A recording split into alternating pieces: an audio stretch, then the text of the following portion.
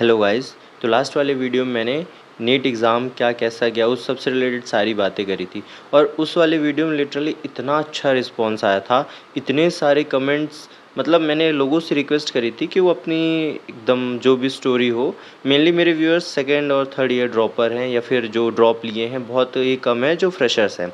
तो उनने अपनी अपनी साइड की सारी स्टोरी बताई, कमेंट सेक्शन में बहुत सारी स्टोरी बताई और काफ़ियों ने मेल करके अपनी स्टोरी बताई। और लिटरली मैं एक एक स्टोरी पढ़ के फ़ील कर पा रहा था कि लोग कितनी बुरी हालत में हैं। मतलब ऐसा कि ये एग्ज़ाम सिर्फ़ एग्ज़ाम नहीं, एग्ज़ाम से कहीं गुना ज़्यादा ऊपर है ये। लोगों ने सब कुछ अपना इस पे डेडिकेट किया, मैंने खुद किया और जैसा एग्ज़ाम गया उसके बाद टोटली डिसअपॉइंटेड। वो वाले वीडियो के बाद ना मैं बस कमेंट पढ़ रहा था और मेल्स पढ़ रहा था। उसके अलावा मेरे बिल्कुल मतलब हिम्मत नहीं थी कि मैं वीडियो वगैरह बना पाऊँ या कुछ भी कर पाऊँ, कुछ मेरे समझ में नहीं आ रहा था। क्योंकि वो एग्ज़ाम के लिए हर चीज़ सैक्रिफ़ाइस करी, उस एग्ज़ाम के लिए इवन मेरे से भी काफ़ी ज़्यादा बुरी हालातों में हैं स्टूडेंट्स। जैसा कि मेरे पास काफ़ी सारे मेल्स आ रहे हैं, कमेंट्स आए हैं, उस हिसाब से देखा जाए लोगों ने बहुत मेहनत करी, लिटरली बहुत मेहनत। अभी हुआ क्या कि मतलब मेरा जैसे ही एग्ज़ाम हुआ, लास्ट वाला वीडियो आया, उसके बाद मैं चला गया अपने मामा के यहाँ। मतलब मेरे छोटे वाले मामा की शादी थी और ऑलमोस्ट 3 से 4 दिन मैं वहीं था। अब आप इमेजिन कर सकते हैं कि 3 से 4 दिन मैं रिलेटिव्स के बीच में था। हर एक इंसान ने पूछा कैसा गया पेपर? उनको तो फिर भी हम बता सकते हैं ठीक गया पेपर, टफ़ था, ठीक गया। काफ़ी सारे लोगों ने मार्क्स पूछा। अब उनको कैसे बताएँ इतने कम मार्क्स? मतलब कैसे जस्टिफ़िकेशन दे सकते हैं कि पेपर इतना मुश्किल था इसलिए ऐसे मार्क्स आए? नहीं, उनको बस जानना था हमारे मार्क्स कैसे हैं, बस दैट्स इट। और आप इमेजिन कर सकते हैं कितना मुश्किल होगा, मतलब एग्ज़ाम के जस्ट बाद ऐसे फैमिली फंक्शन में सर्वाइव कर पाना। स्टिल मैं किया, काफ़ी ज़्यादा प्रॉब्लम हुई। मतलब हर जगह से बस वही कैसा गया पेपर, कैसा गया पेपर? सबका एक ही क्वेश्चन, कैसा गया पेपर? और मतलब मैं ये भी नहीं बोल रहा था सबसे कि बहुत ज़्यादा मुश्किल आया था पेपर, सबसे यही मैं बोलते जा रहा था ठीक गया पेपर, अच्छा गया पेपर। क्योंकि मुझे पता है कि मैं वो सब एक्सप्लेन नहीं कर पाऊँगा। मुझे खुद भी नहीं पता है कि मतलब इतने मार्क्स में मैं कहाँ स्टैंड कर रहा हूँ, किसी को भी नहीं पता है। कोई कितना भी प्रेडिक्ट करने की कोशिश करे, रिज़ल्ट से पहले कोई नहीं प्रेडिक्ट कर पाएगा कि क्या कैसे कट ऑफ रहने वाला है। और सबसे ज़्यादा अफेक्टेड भी सेल्फ स्टडी वाले हुए हैं, क्योंकि उनने इस लेवल के क्वेश्चन की प्रिपरेशन ही नहीं करी थी। इवन किसी टीचर ने भी नहीं कराया था, किसी को नहीं पता था। सब पढ़ते हैं मतलब प्रीवियस 10 ईयर्स के पैटर्न के हिसाब से, टीचर्स भी वही पढ़ाते हैं। और ऐसा मतलब पेपर आ जाना एकदम इम्पॉसिबल सा है। तो बस वही था अभी तक। और अभी थोड़ा कुछ मतलब मेरे को ठीक लगा तो मुझे लगा वीडियो बनाना चाहिए। काफ़ी सारे लोगों ने कमेंट करके पूछा कि मैं अब आगे क्या करने वाला हूँ, मेरे सारे प्लान्स क्या हैं, मैं उन सबको शेयर करूँ। तो स्टार्टिंग में तो मैं नहीं सोच पा रहा था कि मेरे क्या प्लान्स हैं, मैं क्या करूँगा, मैं कुछ नहीं समझ में आ रहा था।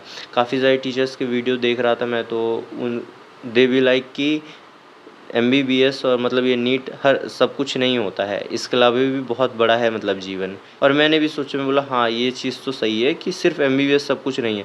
बट उसके बाद मेरा मतलब मन नहीं मान रहा था। मतलब कुछ ऐसा लग रहा था ना कि मैं 2 साल इस चीज़ को डेडिकेट किया, अपने तन मन में बैठाया।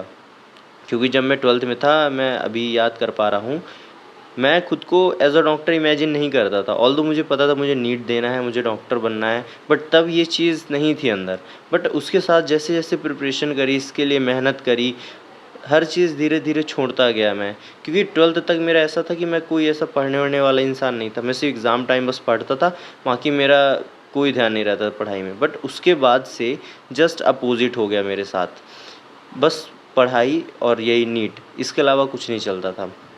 मैंने अपने सारे सोशल मीडिया वगैरह बंद कर दिए, जो था सब कुछ बंद कर दिया। और उसके बाद से अब अगर मैं देख रहा हूँ ना, तो हाँ, मेरे लिए एमबीबीएस ही है। मैं उसके अलावा और कुछ नहीं कर सकता।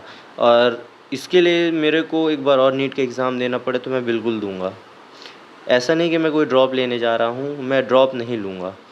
ये क्लियर है, मैं सबको बता चुका हूँ मैं ड्रॉप नहीं लेने वाला हूँ। मेरे एक फ्रेंड से मेरी बात हुई और मेरे कुछ और लोगों से बात हुई, तो उनके हिसाब से मुझे लास्ट तक काउंसलिंग में पार्टिसिपेट करना चाहिए। मैं जो कि एमपी से हूँ, तो एमपी का कट ऑफ थोड़ा कम जाता है बाकी स्टेट से, थोड़ा नहीं, थोड़े से भी ज़्यादा कम जाता है बाकी स्टेट से। तो लास्ट तक चांसेस खुले रहेंगे मेरे लिए कि हाँ, कॉलेज मिल सकता है और एमबीबीएस मिल सकता है। उसके अलावा अगर कोई मेरे को बोले बीडीएस या बीएएमएस वगैरह करने को, तो वो मैं नहीं कर रहा हूँ।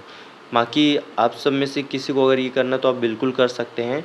ये मेरी एक पर्सनल चॉइस है कि मैं सिर्फ़ एमबीबीएस ही करूँगा। और ये मेरा फिर थर्ड अटेम्प्ट हो जाएगा, मतलब तीसरा अटेम्प्ट हो जाएगा प्रिपरेशन के साथ नीट देना। तो ठीक है, वो भी मेरे को एक्सेप्टेबल है, बजाय इस रिग्रेट के कि मैं इतने आगे आकर भी एमबीबीएस नहीं कर पाया। तो अब तक के मेरे प्लान्स यही हैं। ये 5th को मेरा आईआईटी का एग्ज़ाम है, आइज़र एप्टीट्यूड टेस्ट। आप सब में से काफ़ी लोगों ने उसका फॉर्म भरा है, तो हाँ मैं वो दूंगा। उसके बाद फिर मैं काउंसलिंग तक का वेट करूँगा, एकदम लास्ट तक का, जो जैसा होगा उस हिसाब से कॉलेज या कुछ भी जॉइन करूँगा और अपने मतलब एमबीबीएस की जर्नी या फिर अगले साल की नीट की प्रिपरेशन दोबारा स्टार्ट करूँगा। काफ़ी सारे मेरे जूनियर्स जो कि फ्रेशर्स थे या फर्स्ट ड्रॉपर थे, उनने मेरे से पूछा कि नीट 2026 की प्रिपरेशन कैसे करनी चाहिए, जो कि अभी हम देख पा रहे हैं, मतलब पूरे यूट्यूब में हमको देखने को मिल रहा है। वही हार्ड लेवल की क्वेश्चन प्रैक्टिस कराई जाएगी, ये कराया जाएगा, वो कराया जाएगा। मतलब ऐसा लग रहा है ना कि प्रमोशन इनडायरेक्ट वे में हो रहा है। सब लगे हुए हैं हमारी साइड आ जाइए, हमारे साइड आ जाइए, हम आपको ऐसे लेवल की प्रैक्टिस कराएंगे। इवन मैंने एक ऐड तक देखा जिसमें वो बता रहे थे कि अब ऑनलाइन पढ़ाई से कुछ भी नहीं होने वाला, अब उसके लिए आपको कोटा आना पड़ेगा। किसने ये वाला ऐड किया है और किस कोचिंग ने किया ये वाला ऐड? तो ये टोटली गलत है। अगर आपको लग रहा है कि कोटा जाने से सिलेक्शन हो जाएगा या कहीं बड़ी इंस्टीट्यूट में पढ़ने से सिलेक्शन हो जाएगा, तो बिल्कुल गलत है। जो कोटा नहीं गए हैं, काफ़ी सारे लोगों ने मतलब मेरे से पूछा भी कि आपने मतलब क्या आपका एक्सपीरियंस रहा वहाँ एलएन में, कोटा में, तो वो सब मैं एक सेपरेट वीडियो में सब कुछ शेयर करूँगा। बट आप अगर ये सोच रहे हैं कि ऑनलाइन से नहीं होगा, ऑफलाइन से ही होगा, तो ये बिल्कुल भी गलत है। होगा सिर्फ आपकी पढ़ाई से और अच्छे खासे क्वेश्चन प्रैक्टिस करने से। अगर कोई ये बोले ना कि जेईई एडवांस के अब क्वेश्चन पढ़ाए जाएंगे या बहुत ज़्यादा मतलब दूसरे एंट्रेंस एग्ज़ाम जो भी होते हैं उसके टफ़ क्वेश्चंस कराए जाएंगे, वो सबसे होगा, तो ऐसा बिल्कुल भी नहीं है। एग्ज़ाम देने के बाद भी मैं बोल रहा हूँ कि उतने हाई लेवल क्वेश्चन की ज़रूरत नहीं है, क्योंकि टाइम तो हमारे पास उतना ही रहना है ना। जो कुछ हमको करना है वो हमारी एक्यूरेसी और टाइम पर अब भी करना है। बस थोड़ा ये डिफरेंस हो जाएगा, जितना मुझे लगता है कि क्वेश्चन प्रैक्टिस हमको थोड़ा आउट ऑफ द पैटर्न जाके करनी पड़ेगी। मतलब वो सारे थोड़ा टफ क्वेश्चंस जो अभी तक हम टच नहीं करते थे, उन्हें करना पड़ेगा। और दूसरी चीज़, काफ़ी सारे लोग बोल रहे हैं कि मतलब अब सिर्फ एक एलएन की टेस्ट सीरीज़ है जो हमारी काम करेगी, तो ऐसा बिल्कुल भी नहीं है। जैसा पहले था कि आपको अलग अलग लेवल की टेस्ट सीरीज़ लगानी है, वैसा अब भी करना है। ऐसा प्रेडिक्ट करवाना बिल्कुल भी इम्पॉसिबल था, मतलब कोई टीचर या कोई भी ऐसा नहीं प्रेडिक्ट किया था। इवन बड़ी से बड़ी कोचिंग इंस्टीट्यूट वाले तक बोले थे आप प्रॉपर एनसीईआरटी बेस्ड अपनी प्रिपरेशन रखें। ऑल्दो वो अपनी क्लास में अपने टेस्ट में एनसीईआरटी से बाहर चीज़ें दे रहे थे, बट उनने भी यही बोला था कि लास्ट मोमेंट में या लास्ट तक आप सिर्फ एनसीईआरटी पर फोकस करिए, उससे ज़्यादा इंपॉर्टेंट कुछ भी नहीं है। तो हाँ, अब भी वही ही करना है, जो है सिर्फ एक्स्ट्रा आप क्वेश्चन प्रैक्टिस कर सकते हैं। और देखिए एक चीज़ है कि अगर कोई बोल रहा है कि जेईई एडवांस के क्वेश्चन ही करने पड़ेंगे तभी जाके होगा, तो ये एक और गलत है, क्योंकि एक तो हमारे पास टाइम उतना लिमिटेड होता है। हम 2 से 3 मिनट फिजिक्स के क्वेश्चंस को दे सकते हैं। अगर हम पूरे 45 ना सॉल्व करें तो हम 25 या 30 सॉल्व करें तो या 35, उससे ज़्यादा हम टाइम नहीं दे सकते हैं। तो एक ये टाइम का फैक्टर तो है ही। दूसरी चीज़ कि साल भर हमको तीनों सब्जेक्ट को बैलेंस करके चलना है। इस साल की प्रिपरेशन में भी मैंने अपने वीडियोज़ में ये बोला कि तीनों सब्जेक्ट को बैलेंस कर पाना बहुत ज़्यादा मुश्किल है। मतलब ऑल्दो हमें वो चीज़ें आती हैं, ऑल्दो हम टेस्ट दे रहे हैं, हमारा सिलेबस कंप्लीट है नहीं है, किसी का सिलेबस कंप्लीट नहीं, तो वो करने में बहुत ज़्यादा टाइम लगता है। तो तीनों सब्जेक्ट को बैलेंस कर पाना बहुत मुश्किल है। और एक चीज़ मान के चलिए, इस साल काफ़ी सारे लोगों ने फ़िज़िक्स को बहुत ज़्यादा टाइम दिया है, बहुत ज़्यादा, मतलब बहुत ज़्यादा। उसके कारण उनकी केमिस्ट्री वीक हुई और उससे भी ज़्यादा बायो वीक हो गई। बायो में उनने मतलब ऐसा करके गए थे ना कि बहुत ज़्यादा ईज़ी पेपर आ गया 2024 या 2023 जैसा बायो का, तो बन जाएगा, वरना बायो में उनके 300 भी नहीं टच हो रहे थे ईज़ी से ईज़ी टेस्ट में। मैंने अपने लास्ट के वीडियो में, नीट से पहले के वीडियो में बोला था कि फ़िज़िक्स के चक्कर में ये मत करिए, इस मोमेंट में केमिस्ट्री और बायो ही ज़्यादा ज़रूरी है। अब काफ़ी सारे लोगों की जब फिज़िक्स वीक होती है तो उनको लगता है फ़िज़िक्स पर ही वर्क करना चाहिए, बट ऐसा नहीं है। तीनों सब्जेक्ट को बैलेंस कर पाना एक बहुत बड़ा चैलेंज है और यहाँ अभी वही अप्रोच करनी है। और रही बात टीचर्स की, तो जिस टीचर्स का आपको समझ में आता था, लाइक जो टीचर्स का मुझे समझ में आता था, मैं उन्हें चेंज नहीं करने वाला हूँ। मैंने देखा काफ़ी ज़्यादा ट्रोलिंग एमआर सर की चल रही थी और ड्रीम 45 को लेकर कि जो पढ़ाया वही आएगा, तो ऐसा कुछ नहीं हुआ। तो वो तो किसी भी टीचर का नहीं हुआ ना। कोई मेरे को दिखा दे कि उनके नोट से क्वेश्चन आया है, किसी भी टीचर का नहीं हुआ ना। किसी मतलब टेस्ट सीरीज़ में ऐसे टाइप के क्वेश्चंस आए थे, किसी का कुछ भी नहीं आया। टोटली अनप्रिडिक्टेबल पेपर था और ऐसे में किसी टीचर को मतलब इतना ज़्यादा ट्रोल करना बिल्कुल भी सही नहीं है। मतलब ये वही है ना जो अभी या तो सोच रहे हैं 11th 12th में है कि नीट का पेपर देना है, या दूसरी कोचिंग के फैंस हैं जो ट्रोल करना चाह रहे हैं। लिटरली एमआर सर ने एंड मोमेंट तक हमसे ज़्यादा मेहनत करी है। जितना मुझे लगता है हमने मेहनत नहीं करी होगी ना, एंड मोमेंट तक उनने मेहनत करी है हमारे लिए। पहले वो ड्रीम 45 के क्वेश्चंस रेडी किए हैं, और वैसा क्वेश्चंस रेडी कर पाना बिल्कुल भी मतलब बहुत ज़्यादा मुश्किल है। आप दूसरी कोचिंग के देखें, इवन मैं एलन तक के बोल के रखा हूँ। एलन के आईओटी में ना कितने सारे पुराने क्वेश्चंस उठा के इनने रखे थे, इनसे खुद क्वेश्चन नहीं बनाए गए थे। वहीं एमआर सर ने अपने से क्वेश्चन बनाया। उनके अगर लास्ट मोमेंट में आप देख रहे होंगे, उनकी मेहनत, उनकी आंखों के नीचे के डार्क सर्कल्स सब कुछ बता रहे थे। तो एमआर सर लेजेंड हैं और हमेशा रहेंगे। जो अब वो जो भी पढ़ाएंगे वही ही पढ़ना है। जो भी उनसे पढ़ते आए थे उनसे ही पढ़िए, यहाँ वहाँ डिस्ट्रैक्ट मत होइए। काफ़ी सारे लोग ना मतलब ने नए नए बैचेस खोले हैं और आईआईटी तो क्रैक कर ही लिए, तो एक वो वाला टैग है ही, तो वो ट्रोल कर रहे हैं क्योंकि उनको अपना बैच प्रमोट करना है। उनने अच्छे अच्छे टीचर्स लेके आए हैं, बड़े बड़े नाम वाले, but believe me MR sir इतने सिलेक्शन करा चुके हैं। यहाँ से भी ना जो जिस लेवल का उनको पढ़ाना होगा ना, और जिस लेवल का हमको ज़रूरत होगी पढ़ने की, वो एमआर सर खुद डिसाइड करेंगे, है ना, या बाकी सारे जो भी टीचर्स हैं। तो यहाँ किसी को ट्रोल करना बिल्कुल भी सही नहीं है। लास्ट वीडियो में मैंने भी उन्हीं टीचर्स को टारगेट किया था जो टीचर्स मतलब मजाक उड़ा रहे थे बच्चों का कि ये बच्चे सिर्फ एनसीईआरटी पढ़ते हैं, ये बच्चे तो बायो को हल्के में ले रहे थे, ऐसा है वैसा है। तो वो वाले टीचर्स को तो मैंने अच्छे से कहा था, क्योंकि लिटरली इतना इनसेंसिबल कोई कैसे हो सकता है। अभी नीट का एग्ज़ाम ऐसा हुआ है, कोई ऐसा सेंटर नहीं था जहाँ बच्चे रोते हुए बाहर नहीं निकले हैं। उसके बाद ऐसा आप आगे स्टूडियो में कह रहे हैं, ये बिल्कुल भी अच्छा नहीं था। और मेरे आगे की वीडियोस में प्रमोशन आ सकते हैं, तो प्लीज़ उन्हें थोड़ा पॉजिटिवली लीजिएगा। काम के नहीं है तो बिल्कुल इग्नोर कर दीजिएगा। कोई वो नहीं है कि मतलब इसे लेना ही है, किसी बैच का है, किसी टेस्ट सीरीज़ का, बिल्कुल भी नहीं है। अगर वो ज़रूरत होगी तो मैं आके पर्सनली बताऊँगा, या तो आप कमेंट करेंगे तो उसका रिप्लाई में मैं बताऊँगा कि हाँ ये ज़रूरी है, वरना नहीं बताऊँगा। लास्ट टाइम भी मैं यही करते आ रहा हूँ। तो वो जस्ट प्रमोशन होंगे और वो ज़रूरी है, क्योंकि वही एक मात्र वे है मेरे फाइनेंशियली थोड़ा इंडिपेंडेंट होने का खुद के लिए।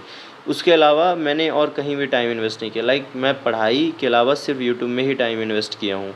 और यूट्यूब स्क्रॉल करते करते मेरे को एक और चीज़ दिखी, लिटरली हर जगह टीचर क्वेश्चन सॉल्व कर रहे हैं, टीचर डिफ़िकल्टी लेवल बता रहे हैं, सब मतलब जितने हैं ना सब क्वेश्चंस के डिफ़िकल्टी बता रहे हैं। बट कोई ये नहीं समझ रहा है ना कि वो 3 घंटे में वो अडाप्ट कर पाना, उतना दिमाग चला पाना, अपनी आँखों के सामने से ना वो एमबीबीएस का सपना जाते हुए देखना, बहुत मतलब, और उसके बाद भी एग्ज़ाम देना, कंप्लीट करना एग्ज़ाम को, बहुत बड़ी चीज़ होती है। तो अभी भी कट ऑफ बहुत ज़्यादा हाई प्रेडिक्ट कर रहे हैं।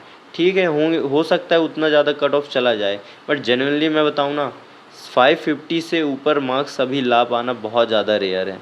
बिल्कुल भी ईज़ी नहीं है, कोई कितनी भी अच्छी प्रिपरेशन किया हो ना। और हाँ, यहाँ से अब ऐसा हो जाएगा ना कि जो अच्छे मार्क्स लेके आए हैं, जो एआईआर लेके आए, अब सारा ध्यान उन पे चला जाएगा। बाकी ये जितने भी स्ट्रगलिंग एस्पिरेंट्स हैं, कुछ भी नहीं होने वाला इनका।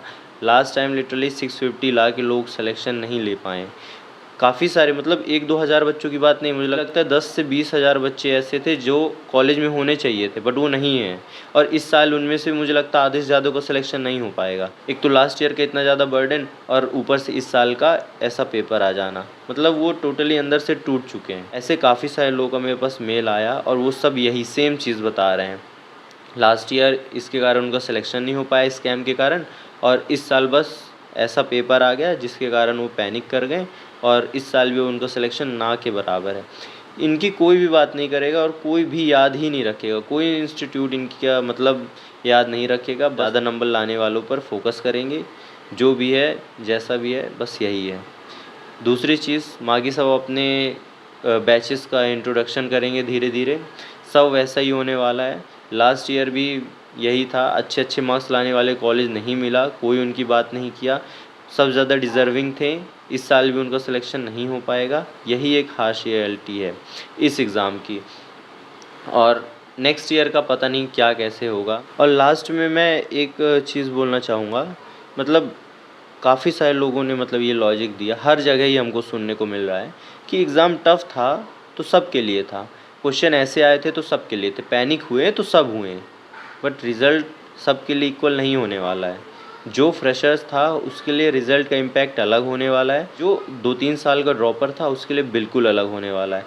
2-3 साल का ड्रॉपर जैसे कि मैं और बाकी सब जो इस चैनल में हैं, उनके लिए चीज़ें बिल्कुल भी सेम नहीं रहने वाली हैं। ये चीज़ मैं अभी से एक्सपीरियंस कर पा रहा हूँ। लिटरली जो चीज़ें मेरे को सबसे ज़्यादा पसंद थी, मतलब मैं सोच के रखा था एक बार पेपर हो जाए, नीट का एग्ज़ाम हो जाए, वो सब करूँगा। कोई इंटरेस्ट नहीं आ रहा वो सब करने में, बिल्कुल भी नहीं। जो एक टाइम पे मेरी वन ऑफ द फेवरेट चीज़ें होती थी, मेरी हॉबीज़, वो सब बिल्कुल भी इंटरेस्ट नहीं आ रहा है। तो ये मान के चलिए सबसे बेकार लाइन यही है कि पेपर टफ़ था तो सबके लिए था। रहा होगा पेपर टफ़, बट इम्पैक्ट सब पे बिल्कुल अलग आने वाला है, सबकी लाइफ पे इम्पैक्ट बिल्कुल अलग आने वाला है। आज की वीडियो में इतना ही। आप सबको जो भी कमेंट करना है, अभी आपकी क्या कैसी कंडीशन है, आगे का क्या सोचा है, कोई एक और एग्ज़ाम देने का सोचा है या दे रहे हैं, वो सब आप कमेंट कर सकते हैं। एकदम डिटेल में आप कमेंट कर सकते हैं, मैं वो सारे कमेंट पढ़ूँगा। हो सके तो आप मेल भी कर सकते हैं, मैं बराबर उनका रिप्लाई करूँगा। और जो अभी नीट की प्रिपरेशन करने वाले हैं, मतलब एक बार कर चुके हैं या नए एकदम फ्रेशर हैं, उनका कोई भी डाउट हो, कैसा भी डाउट हो, वो बिल्कुल पूछ सकते हैं। बट प्लीज़ ये जो मतलब इंटरनेट में, यूट्यूब में चल रहा है, एकदम फ़्लो बनाया जा रहा है, इसके चक्कर में मत पड़िएगा। अगला ड्रॉप लेने की नौबत आ जाएगी।